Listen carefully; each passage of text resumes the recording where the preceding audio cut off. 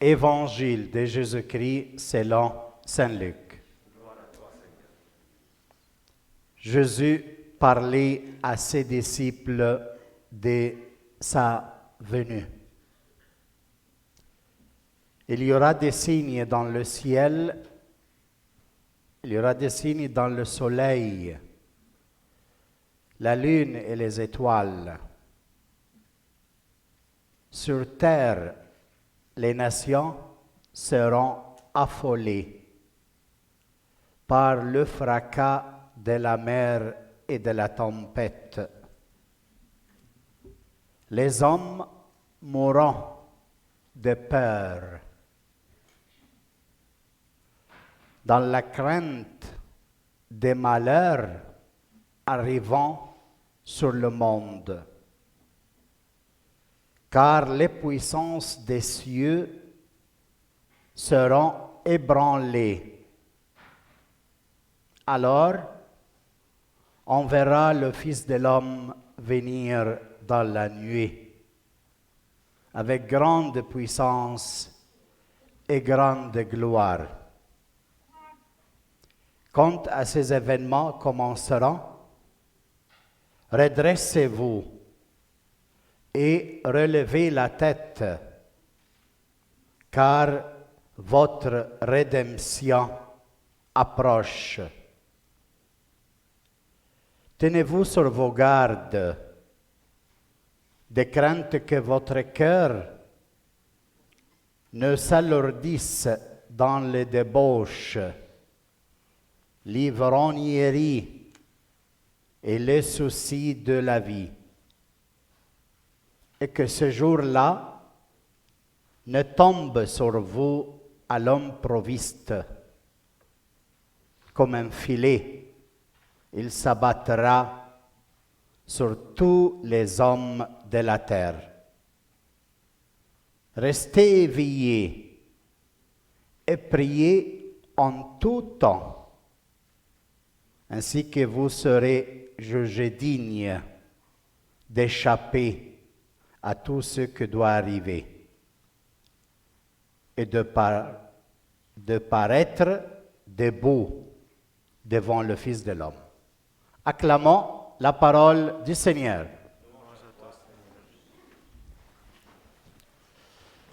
Asseyez-vous.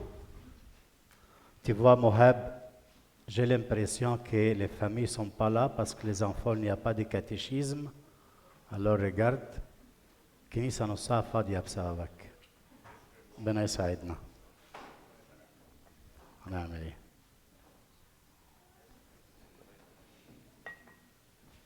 C'est bien. C'est le premier dimanche.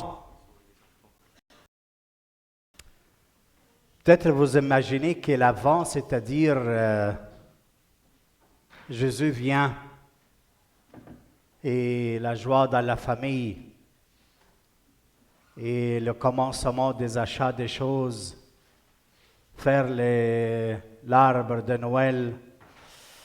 Mais malheureusement, ce n'est pas tellement comme ça le temps de l'Avent. L'Avent, Adventus, veut dire de Seigneur. Et quelle venue dans sa gloire à la fin des temps. Donc, ces temps, moi, jusqu'à avant-dernière semaine avant Noël, pour 3 semaines,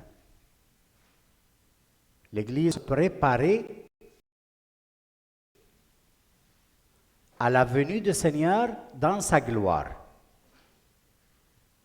C'est pour ça, si vous vous rappelez l'évangile de la semaine passée, et selon Saint Marc, mais c'est le même, mais selon Saint Luc cette semaine.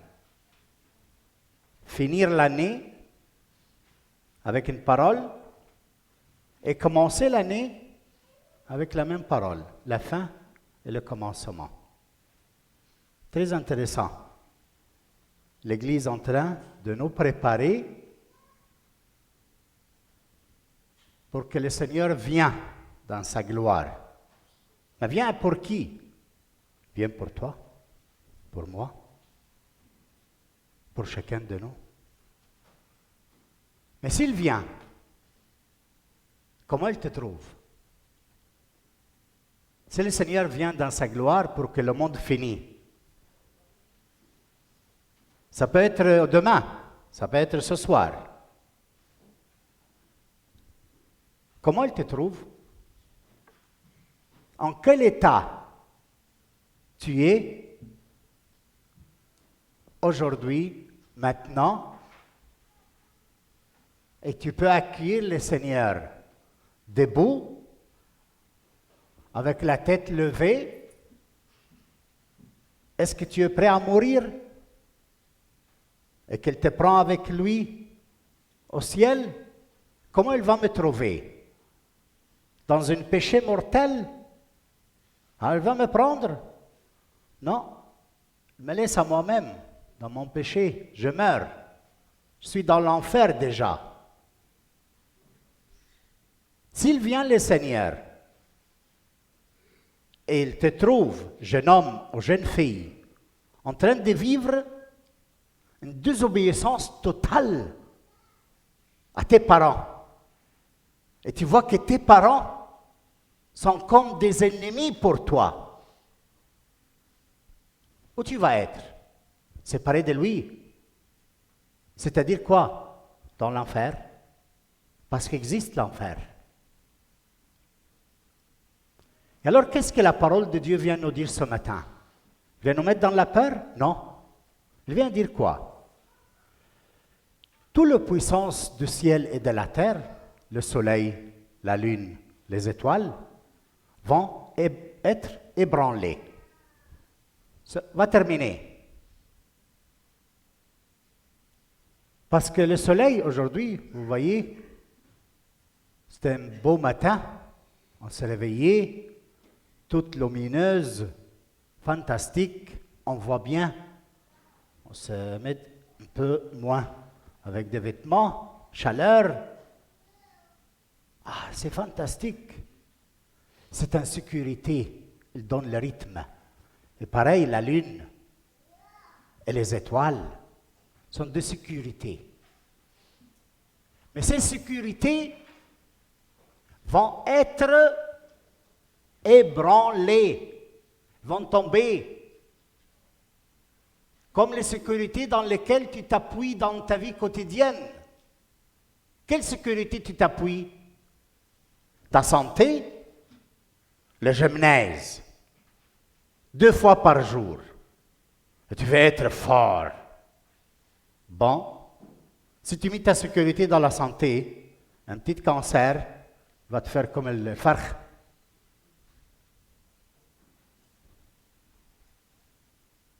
Tu mets ta sécurité en quoi? Dans tes intelligences? Ça se fait une petite maladie là dans ta tête et tu deviens fou. Et personne ne peut te supporter. Et tu restes comme un fou seul. Il faut te mettre dans l'hôpital de malades mentaux. Où est ta sécurité aujourd'hui? Dans ta force, dans tes argents, dans ta santé, dans le place sociale que tu as. Alors attention, le Seigneur est en train de dire que toutes ces sécurités vont tomber, vont être ébranlées, vont être détruites. Alors, on va mettre nos sécurités dans le Seigneur, qui vient. Il nous trouve en état de conversion. Nous voyons où on pose notre sécurité, on désire abandonner ça, se convertir à quelque chose d'autre. À quoi? Au Seigneur qui vient, dans sa gloire. Ça peut être que tu as mis tes sécurités dans une image que tu as créée sur le mariage. Tu imagines que ton mari, il doit être l'homme envoyé du ciel sur un cheval blanche pour te nourrir de joie toute la journée. Te nourrir de joie. Il fait de toi la reine du monde. Et ton expérience, c'est quoi? Contraire. Tant mieux, Mabrouk. Pourquoi? Parce que le Seigneur est en train de t'appeler à ne pas mettre tes sécurités dans ton mari ni dans ta femme, mais en lui. Et avoir l'intimité avec le Seigneur, tu peux rendre ton mari, pauvre homme, pauvre femme qu'il est, joyeux, grâce à ta relation, à ton intimité avec le Seigneur. Alors la question, ce n'est pas que tu attends de l'autre ta joie, ton bonheur. Il ne peut pas te donner parce qu'il n'a rien à donner. Et si quelques femmes ici, il attend de son mari, il le rend joyeuse, elle se trompe, elle va être déçue, soit qu'il soit son mari le meilleur, mais il ne peut pas le rendre heureuse. Pourquoi? Parce qu'il ne peut pas. C'est l'attente de la femme et l'attente d'un mari, c'est que d'avoir en lui la vie éternelle, avoir en elle vie éternelle, vie qui vient du ciel. Et cette vie céleste ne peut pas te le donner, ni lui, ni l'autre, ni elle. Qui peut te le donner? Seulement notre Seigneur Jésus-Christ. Alors cette parole de ce matin nous invite tous à la conversion, à se redresser vers une seule personne, notre Seigneur Jésus-Christ, et recevoir de lui la vie pour qu'on puisse donner la vie aux autres et ne pas attendre et mendier la vie des personnes. C'est pour ça que le Seigneur dit quoi? Redressez-vous. Soyez droits. Maman mia, si je regarde chacun, homme et femme, vous allez voir l'atab. Comment on dit atab بالفرنسي ما اعرفش انتوا فاهمين الواحد عامل كده وطالع له جبل ورا. Pourquoi? Parce que toute la journée il est comme ça. ودماغه راسه il est plié sur soi-même. Il est en train de regarder son ombilic et regarder tout ce qu'il vit lui-même. Alors il est plié. Mais le Seigneur nous dit quoi? Arrête d'entrer en dialogue comme ça sur ce que tu es en train de vivre. Redresse-toi, lève la tête et regarde celui qui vient. Beaucoup de choses vont être ébranlées, vont être détruites, mais il y a une nouvelle naissance. Moi, je viens dans la gloire du ciel et si tu m'attends, on entre dans cette intimité et là où je suis, tu serais avec moi. Alors, tout le temps, ils peuvent être un temps d'avant, temps devenu du Seigneur. Le pape, elle disait une chose très belle ce matin dans les Angelus, parce qu'il y a 6 heures de différence avec Rome. Alors faites cette prière, dit le pape. Viens, Seigneur Jésus, tout le temps de l'avant. Combien de fois par jour? Toute la journée. Viens, Seigneur Jésus. Viens, viens. On attend ta venue. Viens, Seigneur Jésus. Ahafazalko? Répétez, viens, Seigneur Jésus. Toute la journée. C'est-à-dire, tu te prépares, tu attends celui qui vient pour te donner tout un bonheur que tu n'attends pas, que tu ne le connais pas. C'est pour ça qu'il dit, tenez-vous sur vos gardes, de crainte que votre cœur ne s'alourdisse dans les débauches, les grogneries et les soucis de la vie. Il nous met en garde de 3 choses. Fuir l'essentiel et se perdre dans milliers de choses dans la journée. Quelle est la chose principale? Qu'il soit redressé et ton regard avec la tête levée vers lui. Les grogneries, ou la drogue. Quelqu'un m'a dit qu'il y a une annonce d'une Uber Eats. Tu peux appeler, elle te porte à la maison les drogues, ou le hashish, ou l'afioun, et toutes ces choses-là. N'est-ce pas, Rami? Tu l'as lu, hein? Oui, monsieur. Rami, il aime ces choses-là. Ah, vous voyez? L'ivrognerie. Les personnes fuient. Ils se ramassent les amis Dans la maison, dans l'hiver, ils ne savent pas quoi faire. Une bouteille, 2, 3, 4 de vin, de whisky. Ils sont en train de faire quoi? Ils sont en train de faire quoi? Fuir. Quoi? La réalité de leur être. Quand on fuit dans ces choses, le Seigneur nous dit attention. Attention, parce que je peux venir dans ce moment. Et tu es en train de fuir. Et après, le souci de la vie. C'est quoi le souci de la vie?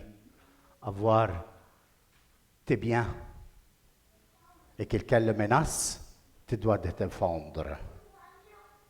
Et alors, tu fais quoi? Tu fais mal aux autres pour assurer ce que tu es, ta existence et tes biens. Alors tu es en chicane toujours avec les autres parce que tu dois défendre ta vie. C'est pour cela, c'est un temps très important. Le Seigneur nous invite à regarder bien ces trois choses et à lever les yeux. Et il dit quoi encore? Restez éveillés et priez en tout temps. Qu'est-ce que c'est rester éveillé? Vous savez, dans quelques semaines, on va parler de pasteurs de brebis. Que l'ange il a parlé avec eux pour l'indiquer où il est le Seigneur, les petits enfants. Et qu'est-ce qu'il fait le pasteur dans la nuit? Est-ce qu'il dort dedans? Ou il dort le pasteur qui prend le brebis dans la montagne, il reste dans la montagne un peu, ou il dort le pasteur? À l'intérieur? Non. Il fait quelques petites choses le pasteur, il reste, il essaie de dormir, mais avec une attention et le veille sur les brebis. Et alors le Seigneur dit, restez éveillés. Dormez dehors, comme un camp, comme dans le camp. Moi, je suis très content que les scouts fondent des camps et apprennent à dormir à l'extérieur, à être éveillés. Pourquoi éveillés? Parce que le Seigneur vient. On l'attend. Et priez tout le temps. Comme il a dit le pape, viens, Seigneur Jésus. C'est ça notre prière.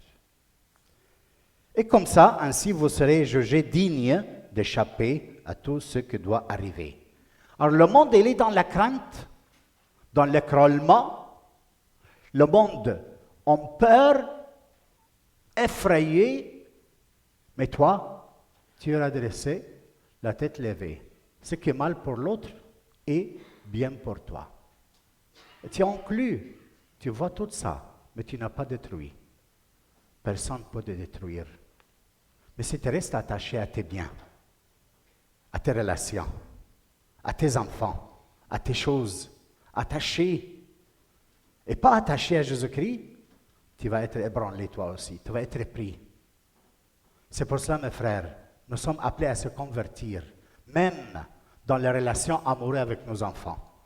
On ne fait pas grandir nos enfants pour nous. On les fait grandir pour le Seigneur. Ce sont des enfants de Dieu.